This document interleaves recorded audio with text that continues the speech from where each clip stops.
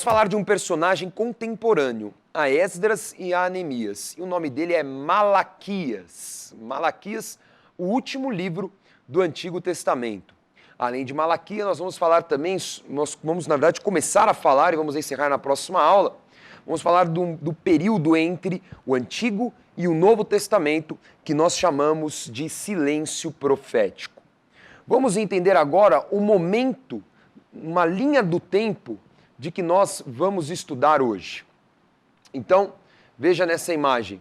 Começamos com a monarquia no Reino Unido de Israel, em 1051.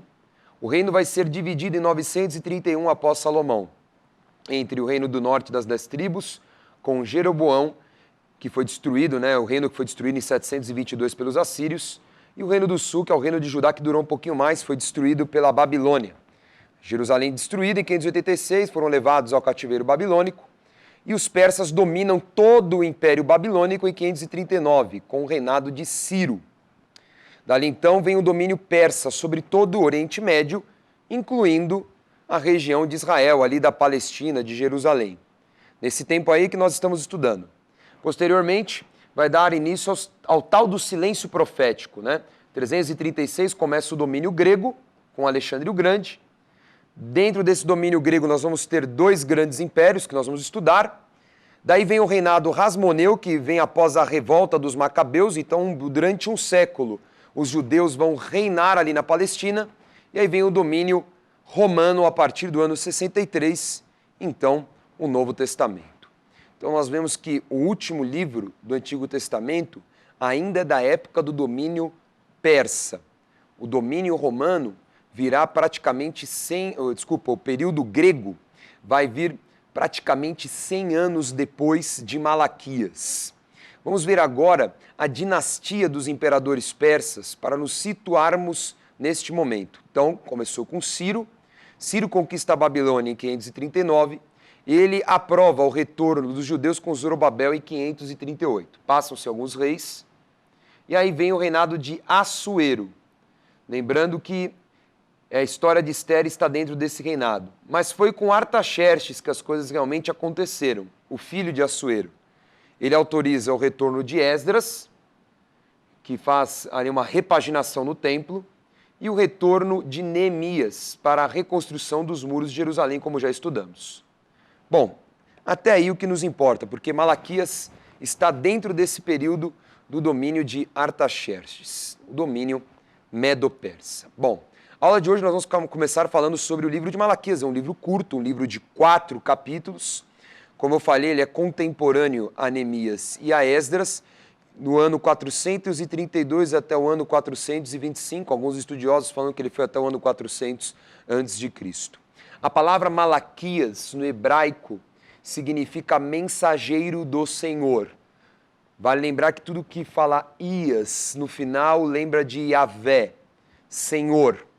E Malak é mensageiro, mensagem. Então, Malaquias, mensageiro do Senhor. Muito interessante, porque o que ele vai trazer, é claro, uma mensagem e um grande alerta para o tempo terrível que viria sobre a Palestina, chamado silêncio profético. Então, o conteúdo do livro, o tema central, vai ser a condenação da apostasia. Você que está em casa, você sabe o que é apostasia? Não sabe? Então vamos definir. Apostasia é uma palavra de origem grega, apostasis, que significa estar longe de algo, definindo situação de afastamento definitivo, no caso da Bíblia, da fé e dos preceitos de Deus. É mais profundo do que um simples desvio de conduta ou da igreja, mas uma negação clara da fé. Então a apostasia é muito mais séria do que um desvio ou estou afastado da igreja ou afastado da fé. É literalmente a negação da fé, é rejeitar a fé. E isso era algo que estava já acontecendo entre os judeus, mesmo eles voltando para Jerusalém com os muros reconstruídos, com tantas lições que eles deveriam ter tomado, porque eles foram para o cativeiro babilônico pela desobediência dos pais e pela apostasia deles. Então, eles deveriam ter aprendido a lição, mas pelo que nós vemos, não aprenderam. Estavam novamente deixando de lado o culto a Deus, deixando de lado as práticas da lei. Então Malaquias vem, junto com Esdras, com Neemias, resgatar a seriedade do relacionamento com Deus, resgatar a disciplina, avisar o povo, corrigir o povo, para que não viesse a destruição. E verdadeiramente, se estudarmos, a destruição ela não veio por armas ou pela violência como os babilônicos, mas ela vai vir na mente dos judeus, porque é exatamente isso que o Império Grego proporcionou aos judeus. Aquilo que era algo limpo, santo, um culto maravilhoso entregue a Deus, se tornou uma tradição religiosa, uma tradição humana. Deixou de ter aquela fé para apenas práticas, ritos, cultos e assim por diante. Vamos ver na tabela o resumo do livro de Malaquias. Então, no capítulo 1, nós vamos ver no início falando sobre o amor de Deus por Israel, ou seja, ele vai falar do passado. Depois do capítulo 1 até o 3, vai falar sobre a correção de Deus. Deus dando aquela chamada de atenção para o que estava acontecendo no momento lá, no presente. E o final do capítulo 3 e do capítulo 4 vão falar sobre a vinda de Deus, a promessa do futuro.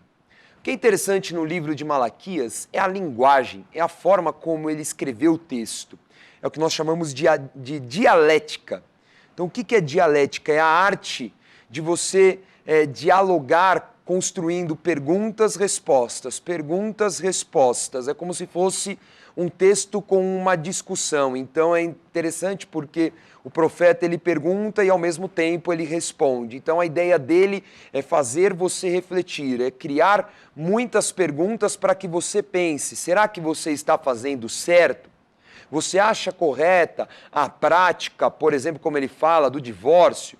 Você acha que está certo deixar de dar o dízimo, a oferta e assim por diante? Então é uma técnica muito interessante e muito exclusiva do profeta Malaquias. Bom, o livro começa nos 5 primeiros versículos fazendo uma comparação entre o povo de Israel e um outro povo chamado Edom. Se nós resgatarmos a história do Gênesis, Isaac teve 2 filhos, Esaú e Jacó, gêmeos. Mas Deus já avisou Isaac que Jacó seria o abençoado, o escolhido. Ele seria aquele que receberia a bênção da primogenitura. E isso realmente aconteceu e houve toda aquela encrenca que a gente sabe, né? Jacó teve que fugir, Esaú queria matá-lo porque tinha recebido a bênção da primogenitura. Enfim, depois eles se reconciliam entre eles, porque esses povos para sempre foram inimigos. E o povo que Esaú deu origem se chama Edom, um povo que ficava no sul da Palestina, lá para baixo do Mar Morto, já em direção à Arábia. E Jacó deu origem ao povo de Israel. Os 12 filhos são as 12 tribos.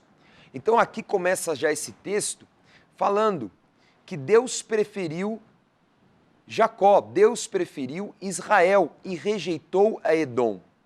Por que Malaquias fala sobre isso? Porque ambos os povos foram destruídos pela Babilônia. Mas Israel conseguiu reconstruir Jerusalém, conseguiu voltar à sua condição. Esaú não. Nós vemos que Edom não se levantou mais. Ainda que na história nós vamos ouvir falar dos idumeus na próxima aula, o povo de Edom nunca mais se levantou. Nunca mais ocuparam o seu espaço, passaram a ficar ali espalhados, diferente dos judeus. Os judeus, eles voltaram para a sua terra e a reconstruíram. Então a forma de Deus tratar já o povo sobre a questão da apostasia, da negação da fé, olha só, prestem atenção, povo de Israel. Pela misericórdia, vocês voltaram para a sua terra. Olha o que aconteceu com Edom. Edom continua destruída, então o que vocês estão fazendo não é justo. Por isso vocês precisam voltar ao primeiro amor, ao relacionamento original. Aquilo que aconteceu com os patriarcas, que aconteceu com Moisés, aquilo que era a santidade, aquele amor. exatamente que o livro de Malaquias vai tratar nos próximos capítulos. Bom, vamos começar lendo então o capítulo 1. Vamos lá, Malaquias capítulo 1. O filho honra o pai e o servo ao seu senhor. Se eu sou pai, onde está minha honra? E se eu sou senhor, onde está o respeito para comigo? Diz o Senhor dos Exércitos a vós outros, ó sacerdote que desprezais o meu nome. Vós dizeis, em que desprezamos nós o teu nome? Pois maldito seja o enganador que, tendo um animal sadio no seu rebanho, promete e oferece ao Senhor um defeituoso. Porque eu sou grande rei, diz o Senhor dos Exércitos. O meu nome é terrível entre as nações. Então nós vemos nesse primeiro texto, falando um pouquinho sobre a importância da oferta, que o povo estava negligenciando. Pela lei de Moisés, havia muitos tipos de ofertas, e as ofertas elas tinham algo em comum. Deveria ser entregue a primícia, o melhor. Não poderia ser um animal com defeito. Por que Malaquias está falando sobre animais defeituosos? Porque Deus estava rejeitando aquela oferta, ele não aceitava esta oferta. E naquele momento os persas não ajudavam mais os judeus com ofertas, valores. Nós vemos que tanto Esdras como Neemias, eles foram para Jerusalém com dinheiro, com material. Então tinha se cessado.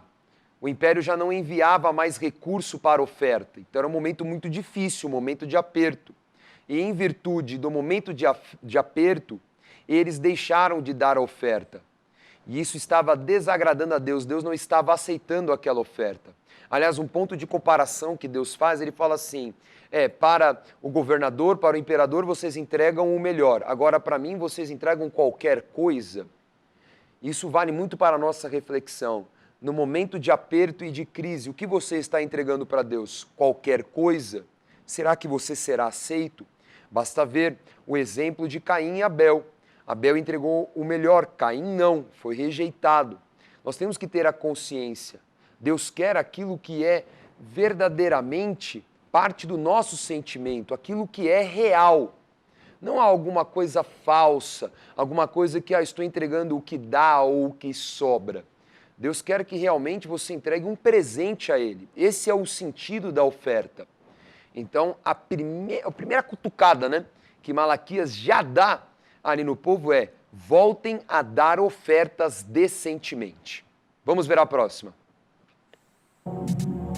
Vamos lá, Malaquias capítulo 2. Porque os lábios do sacerdote devem guardar o conhecimento, e da sua boca devem os homens procurar a instrução, porque ele é mensageiro do Senhor dos Exércitos. Por isso, também eu vos fiz desprezíveis e indignos diante de todo o povo, visto que não guardaste os meus caminhos, e vos mostrastes parciais no aplicardes a lei. Porque o Senhor, Deus de Israel, diz que odeia o repúdio e também aquele que cobre de violência as suas vestes.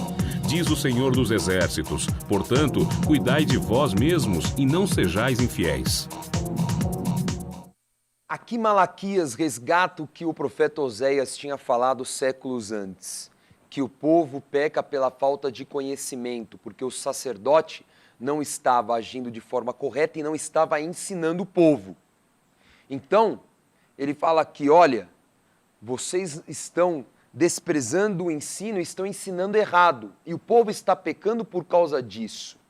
E pior, ele fala de mais uma situação terrível que estava acontecendo, que era a prática do divórcio. A lei de Moisés previa o divórcio em algumas situações, mas os judeus estavam se divorciando porque eles queriam casar com estrangeiros. Eles queriam casar com pessoas de outros povos. Então imagine, eles estavam largando as suas mulheres judias para casar com as doditas, moabitas, amonitas e assim por diante. Então era um pecado duplo. Além do divórcio não ter uma causa correta mediante a lei de Moisés, eles também estavam casando com estrangeiros, que também era proibido pela lei de Moisés.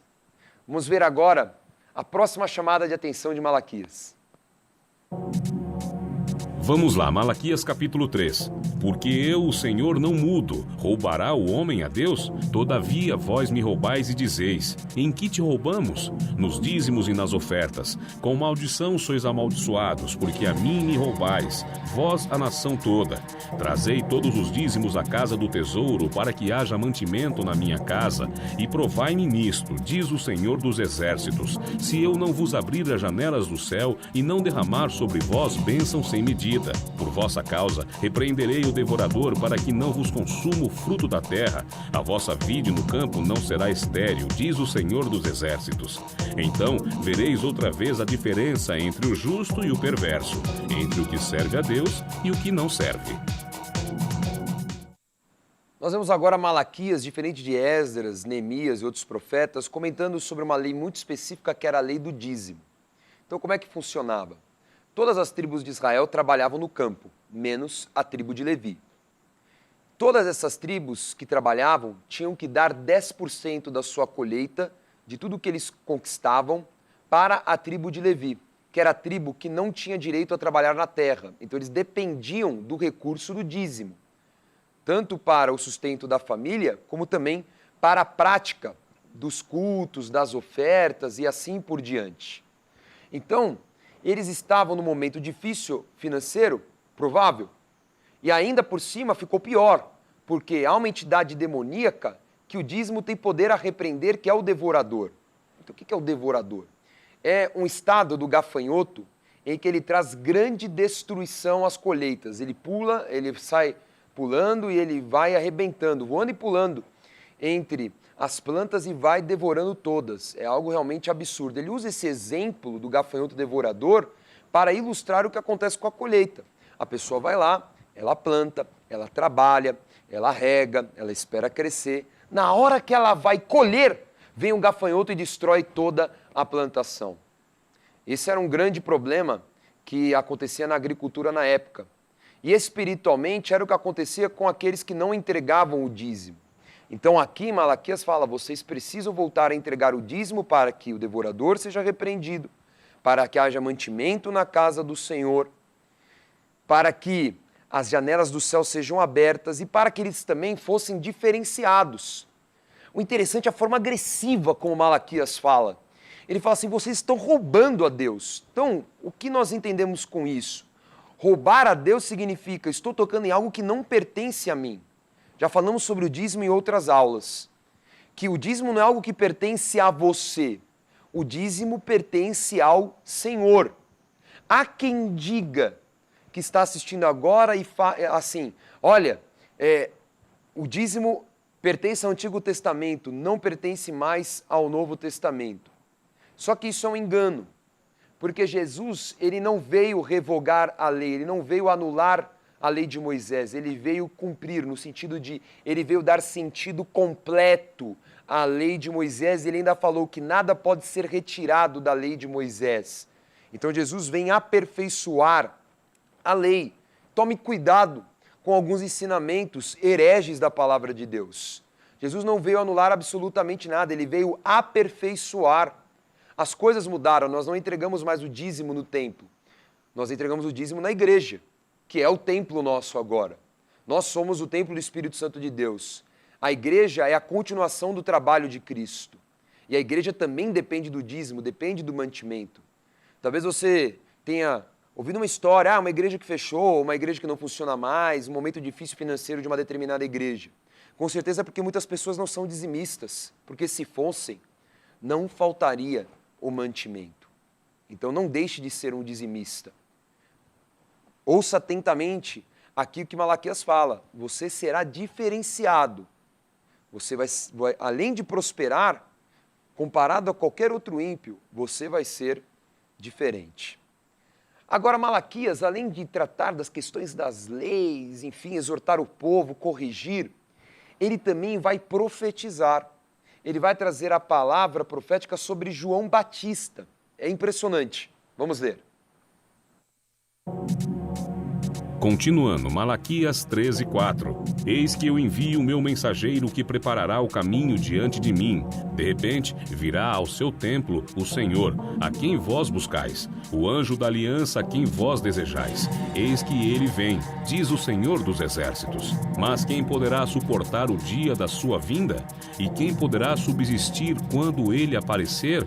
Eis que eu vos enviarei o profeta Elias, antes que venha o grande e terrível dia do Senhor.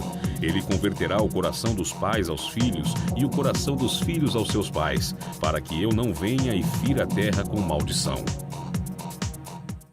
Então Malaquias vai anunciar em seus últimos versículos o profeta que virá 400 anos depois do seu ministério.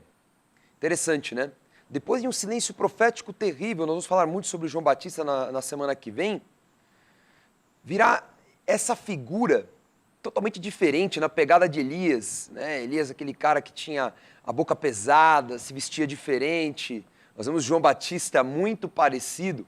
Não que ele fosse o Elias, afinal, porque ele nasceu, né? E Elias, ele já tinha sido arrebatado. Não, mas ele veio na unção, na autoridade de Elias para afrontar a religiosidade, a idolatria da tradição judaica.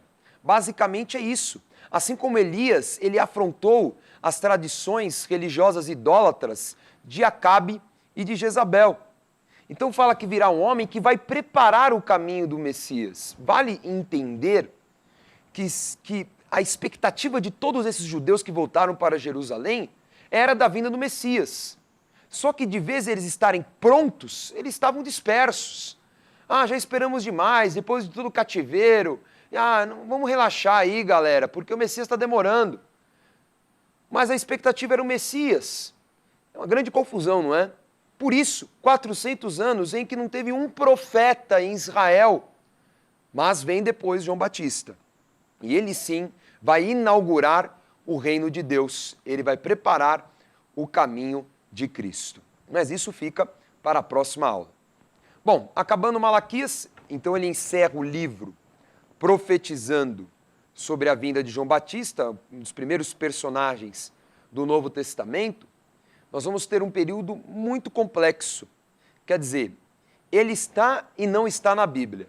Ele está porque nós já estudamos. Nós falamos, né, no livro de Daniel, capítulo 11, por exemplo, capítulo 12 também, que dá uma resumida através das revelações de Daniel do que era o tal do silêncio profético.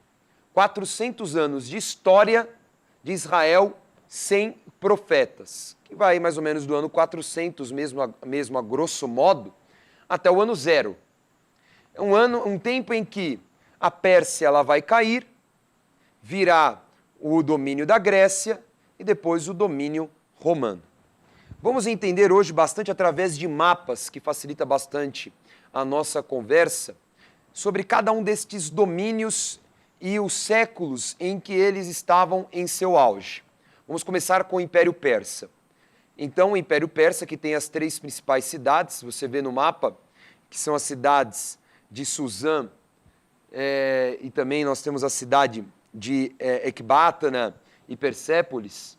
Nós vamos ver o quê? Que neste mapa, toda essa área que você vê, ela foi dominada pela Pérsia. E essa área vai ser a área disputada entre a Pérsia e a Grécia. Então, o século V, o que é o século V? Do ano 500 até o ano 401. O domínio principal é o domínio da Pérsia. Aí vem o século IV, que é o próximo mapa, que vem o grande conflito entre Pérsia e Grécia. A Pérsia está caindo e a Grécia está se levantando.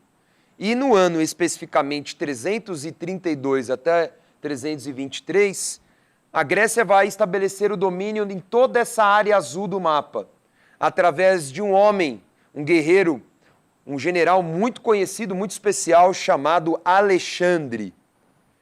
Só que ele morre muito jovem, ele morre com 32 anos, beirando 33. E todo esse império grego, ele vai ser dividido. Então, os séculos 3 e o século 2, o século 3 e o século 2, que vai do ano 300 até o ano 200, até o ano 100, vamos colocar assim, nós vamos ter o domínio grego na região da Palestina. Só que sempre com disputas internas entre os descendentes dos generais de Alexandre. Os generais que iam para a batalha com Alexandre. Alexandre era o rei, era o grande general, mas ele era o rei. Ele tinha alguns generais e o reino dele foi dividido entre os generais porque Alexandre não teve um filho homem. Então você vê nesse mapa que principalmente está aí a divisão no ano 300, né? Então Seleuco ficou com todo esse setor amarelo, que é a região da Pérsia e da Babilônia. Lisímaco ficou com a região da Ásia Menor. Cassiano com a área da Grécia propriamente dita e da Macedônia. E Ptolomeu com todo o Egito. Então, o próximo mapa, você vai enxergar que esse reino ele vai ficar em disputa por dois generais, Ptolomeu e Seleuco, na verdade os descendentes, né? Então todos os filhos, netos, bisnetos de Ptolomeu vão disputar com todos os filhos, netos e bisnetos de Seleuco. Então os Seleucidas, eles vão ter o domínio no século III, lembre-se disso, do ano 300 até o ano 200, os Seleucidas vão dominar a Síria, que é que fica ali no norte de Israel, e toda essa região em verde, Pérsia, Babilônia, Ásia Menor. E toda a parte em azul é o domínio dos Ptolomeus. Então, quem domina a Palestina no século III são os egípcios gregos, né? Os ptolomaicos. Isso vai ser muito importante nesse momento, porque é nessa época que começa a surgir uma tradução da palavra de Deus, do hebraico para o grego, chamada Septuaginta, tradução que foi realizada em Alexandria, a cidade mais importante da época dos egípcios. Muitos judeus vão sair de Jerusalém e vão morar em Alexandria. Então, século III, do ano 300 até o ano 201, domínio ptolomaico. Mas quem vai começar a derrotar os ptolomaicos são os Seleucidas. Então, os Seleucidas, eles vão conquistar a Síria, vão conquistar a Palestina e vão conquistar boa parte do Egito. Mas algo começou a acontecer, você está vendo aí. A Grécia já não é mais do domínio grego, a Ásia Menor também não está mais com o domínio grego, e o Egito também vai deixar de ter o domínio grego.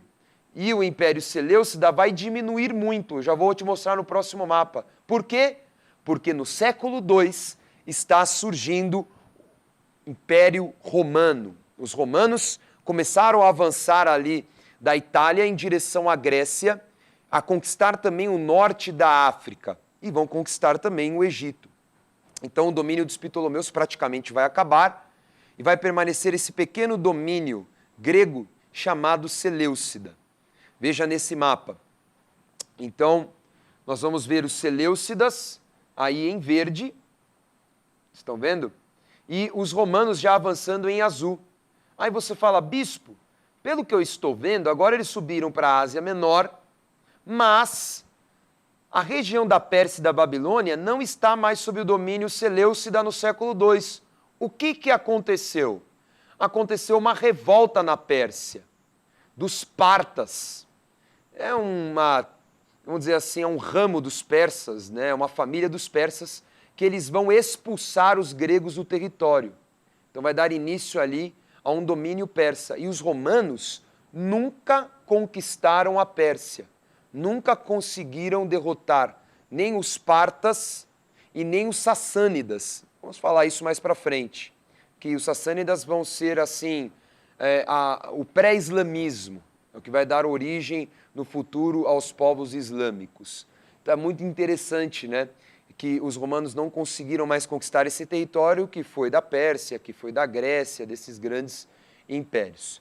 Vale lembrar nesse último mapa que esse momento em que os gregos estão dominando só a Ásia Menor e a Palestina, com os Seleucidas, no caso Antíoco IV, houve uma grande abominação no templo.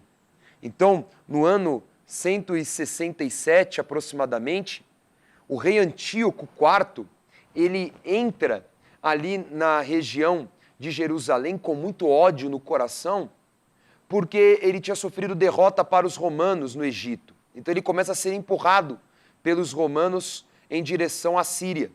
E com essa raiva, esse ódio, essa raiva dos judeus também, ele profana o santuário, ele faz sacrifícios ao deus grego Zeus ali dentro.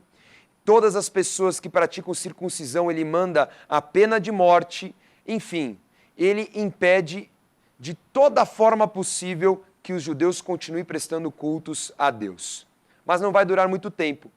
No ano 164, acontecerá a revolta dos Macabeus. Os próprios judeus vão organizar uma revolta entre os sacerdotes e eles vão expulsar os gregos ali da região da Palestina. E durante um século, vamos dizer assim, metade do século II e metade do século I a.C., eles que vão reinar ali em Jerusalém e na Palestina.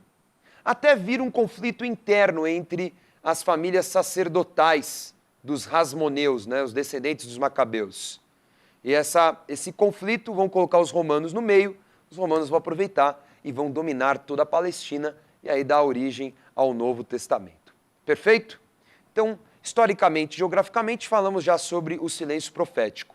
E na próxima aula, nós vamos falar sobre as consequências do silêncio profético no Novo Testamento e, é claro, no povo judeu. Antes da revisão, quero dar a dica Gospel Bay de hoje, que é a coletânea Escola de Profetas. 3 livros para você acompanhar as nossas aulas, nossas teleaulas aqui na Rede Gospel e também o curso presencial no Centro de Estudos Apostólico. Você tem aí o módulo 1, que vai ensinar a você conhecer os conceitos básicos do mundo espiritual. O módulo 2 vai falar sobre relacionamento com Deus, oração, intercessão, jejum e assim por diante. E o módulo 3 e o módulo 4, que estão em um único livro, são os livros da Bíblia. Exatamente o que nós estamos estudando agora no programa Escola de Profetas. Adquira essa coleção com um preço muito acessível, pagamento facilitado e você vai receber com toda a segurança na tua casa. O Gospel Bay é a loja virtual da Rede Gospel de televisão. Nova loja Gospel Bay. Os seus artigos preferidos agora estão ainda mais acessíveis no site gospelbay.com.br. Mais ágil, mais simples e mais seguro. Acesse agora mesmo o novo site gospelbay.com.br e boas compras. Vamos revisar a aula de hoje. Na aula de hoje, estudamos o livro de Malaquias, o último livro do Antigo Testamento. Malaquias era contemporâneo de Neemias e Esdras e ministrou ao povo a necessidade de praticar as leis de Moisés com disciplina. Em tom de discussão, corrigiu o povo sobre alguns temas como ofertas, dízimo, ensino, divórcio e adultério. Também profetizou o mensageiro que viria na unção de Elias para preparar o caminho de Jesus. Após Malaquias, dá-se o início do silêncio profético, mais de 400 anos sem voz profética em Israel, que sofre grande influência humanista dos gregos, transformando o puro culto a Deus em uma tradição religiosa. Também estudamos diversos conflitos pelo domínio da Palestina entre os gregos, macabeus e romanos. Tome nota da agenda do programa Escola de Profetas. Não perca a oportunidade de se aperfeiçoar mais no conhecimento da Palavra de Deus e desenvolver seu ministério. Participe dos cursos do Centro de Estudos Apostólico. Para mais informações, acesse ceaapostólico.com.br ou entre em contato pelo telefone 11 3203 0641.